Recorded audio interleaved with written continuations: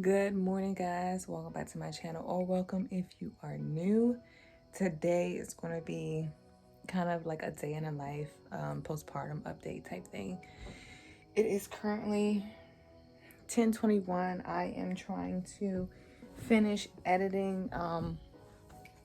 Not really editing, it's already edited, but I need to like add the descriptions and the tags and stuff like that to today's video that's going up at 11:30. It is my pregnancy must-haves, so that'll be up by the time this video is up. You already see it because it's going out today. I meant to do this last night, but I was just so tired, so I'm scrambling trying to get this together because again it uploads at 11:30, but I'm not going to be here at 11:30 because I have a doctor's appointment for myself at 11:30.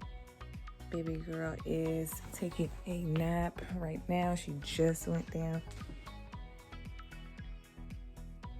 So she's taking a nap, and of course I have a load of laundry sitting here. It's still warm, so I'm trying to hurry up and get to that too. So I'm over here trying to I wish I had octopus arms. So I wasn't really planning on having the doctor's appointment, but last night I wasn't really feeling too well, and ended up taking my pressure, and it was pretty high. It was 134 over 110. Oh, excuse me, not 110, but 105.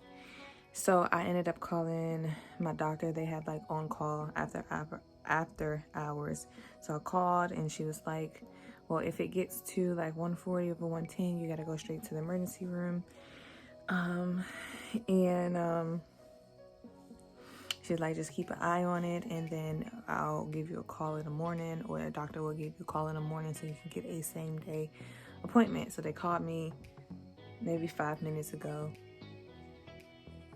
and told me that I can come at 11:30. So I'm gonna go at 11:30 because I don't want this to escalate into something that it doesn't need to be. It's very common for women to develop preeclampsia postpartum, which I have never had experience with. I did experience preeclampsia with Nasir, but that was during pregnancy, which is why I had to deliver early. But so I just don't want it to get bad. And what made me take my pressure is because I had like a really bad headache, and I don't know, sometimes you just feel like something is not right within yourself. You know your body. So let me go ahead and finish editing this, and then I need to get dressed. I need to get baby girl dressed, and we'll be on our way. But I'm going to take you with me because I kind of want you guys to see like the update and the progress and stuff like that. So let me do that.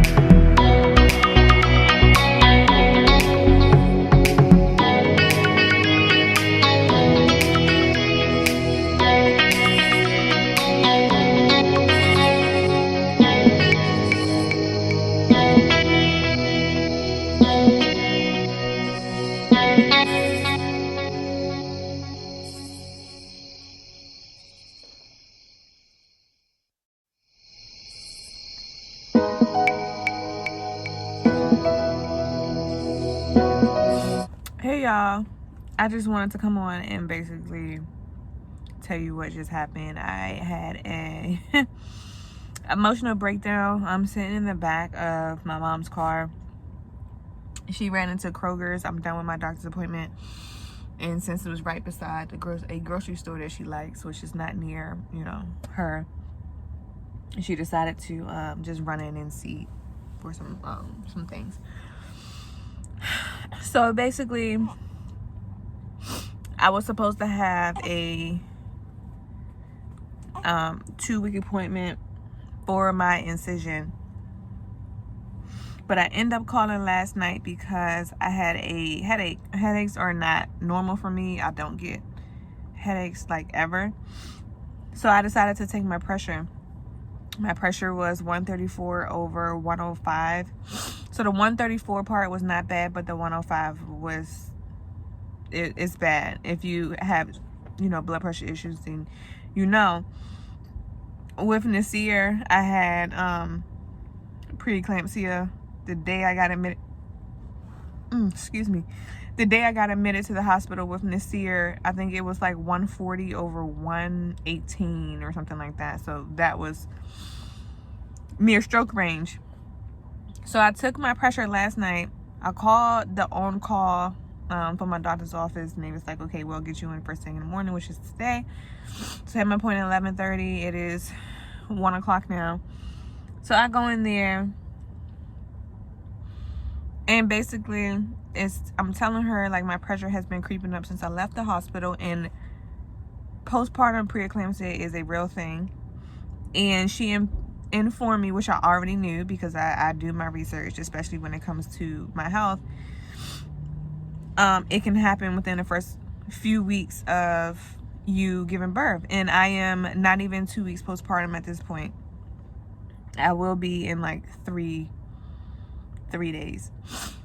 So I'm going in, I'm expecting at the very least to get labs drawn, because you know, with preeclampsia, usually it's protein in your urine and you know, some stuff in your blood. I don't know every little thing there is, but I at least know that, and then they can make a decision on what to do from there. No labs drawn. I'm like, okay, maybe give me some medicine or something to take for 30 days to see if it can get it under control, because like I said, it's been creeping up. This is not a normal pressure. And she was like, well, because they took my pressure when I came in. She was like, well, since your pressure is fine today, we're not going to do anything. You guys, like, I don't understand sometimes, and this is why I had a emotional breakdown, because I feel like as moms, and I'm gonna be very specific here, as Black moms, we are not listened to. And this is my 4th pregnancy, and there's been something going on in all 4 of my pregnancies. My first one, I'm just gonna give y'all like a brief synopsis of each pregnancy. If you want to know more, like an in detail of each of my pregnancies, and I'll do a video. Just let me know in the comments down below. So with my daughter, I had blood clots in my lungs, and I remember even finding out before I knew I was pregnant. I kept going to the emergency room because it just, something was off. Like, I coughing, can't breathe, the pain in my chest. Like, I kept going to the emergency room, and they kept sending me home, and it was like, oh, you just have bronchitis, or you just have a really bad sinus infection. And it's like, I can't tell you how to do your job. So it's like, I can't tell you, no, that's not it, especially when I don't know what it is.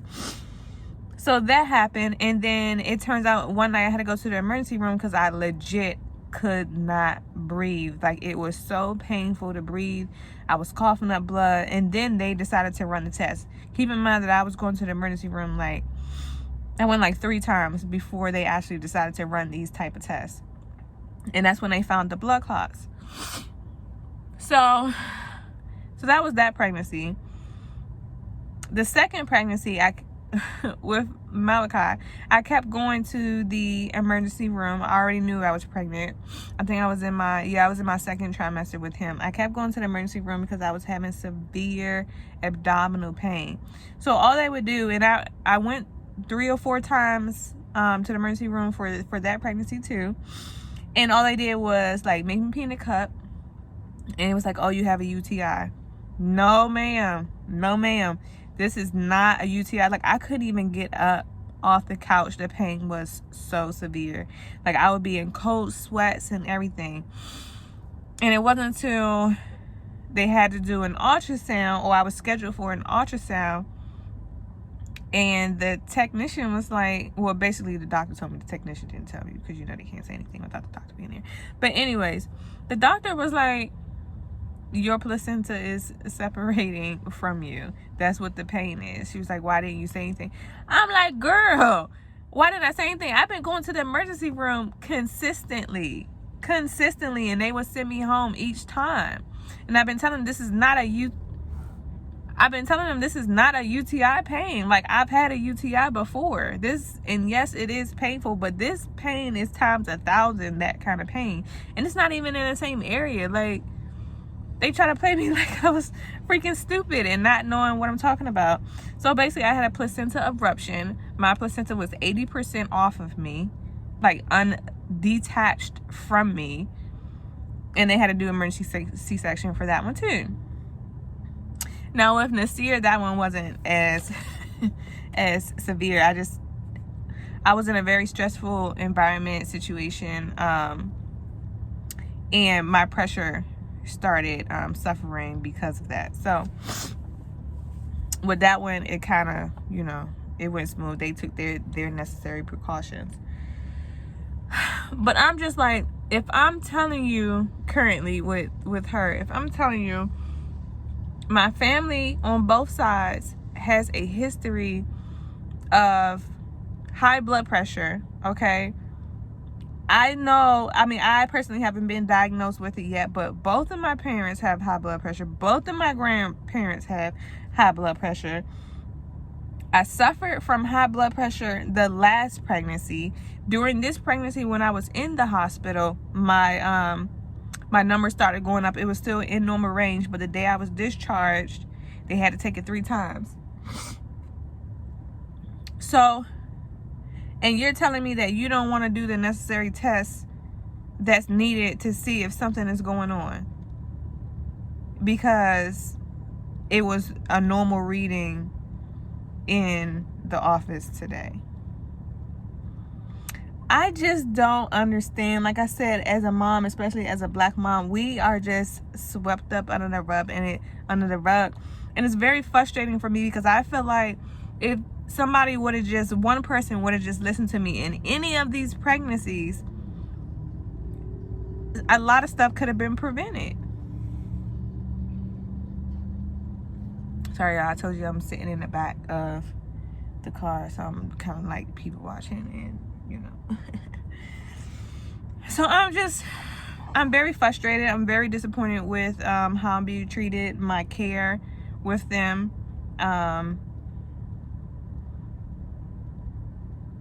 I just feel like it's very unacceptable, and I'm going to go home and I'm going to try to find like a hotline or something, because I'm not going to write a review. They can easily delete the review, but a complaint line or something. I don't know. I don't know what to do at this point. Like I said, I'm not even 2 weeks, so I know I'm not being irrational, because your health is never irrational. I don't know, y'all. I mean, what would you do in my situation? I'm happy, I'm blessed that she's out and there was no complications with her. But I still need to be here for my kids. I need to be healthy for my kids. And I'm telling you, like, I'm getting these headaches. I'm getting my pressure reading, because I keep up with it at home, is not in normal range. And you're telling me because this one reading right here is normal, that we're not going to test it out when clearly all signs lead to it? Something's just not right. Like, y'all tell me down in the comments below, like, what would you do in this situation? I don't know. But while I'm waiting my mom, because I had her take me. The kids are in school right now, and I have her, and I'm not clear to drive yet. It still hurts to get in and out of the car. The seatbelt still hurts. So I asked her to take me. So right now I'm just going to eat my Burger King, wait for her, and then I'm going to go home. I had a lot of stuff planned for today. It's already 1 o'clock. The kids will be here in 2 hours, so I'm just going to try to get done as much as I can. The video went live, and I got just about all of it, you know, done. I didn't have a thumbnail, so if you're watching the pregnancy must-haves without a thumbnail, just know it was kind of hectic. Well, I'm about to eat, and I'll check back in with you guys later. Hey guys, so it's a few hours later. The kids are home from school. I ended up going in the grocery store once my mom came back, so we kind of just traded off the baby. Since I was already there, I just went ahead and went grocery shopping, and she was asleep anyway, so my mom didn't mind staying in the car with her. So let me show you what I got.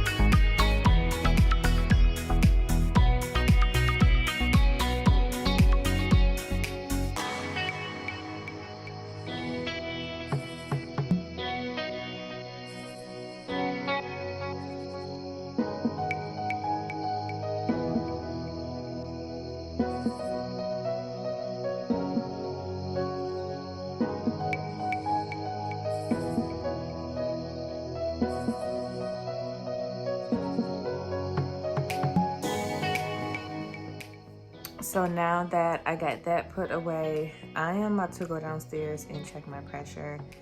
I don't have like the really bad headache, but I still want to keep a log of my pressure. So I'm gonna go downstairs and chill for about 10 minutes, and then I am going to check to see exactly what it is.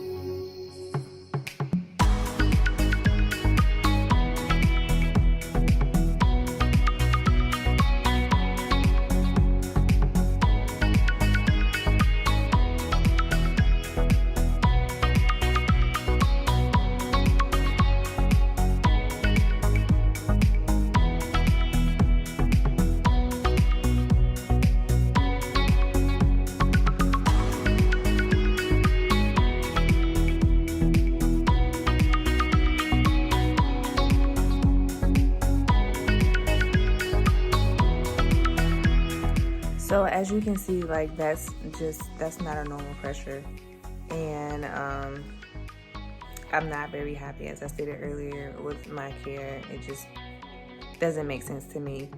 I'm about to hop on the computer. I'm in this vlog right here, but I'm gonna hop on the computer and see some natural ways, maybe some vitamins, minerals, superfoods, or something that I can do right now to naturally lower my blood pressure, because at this point, if the medical people don't want to help me, is really my priority. Is my health is my priority.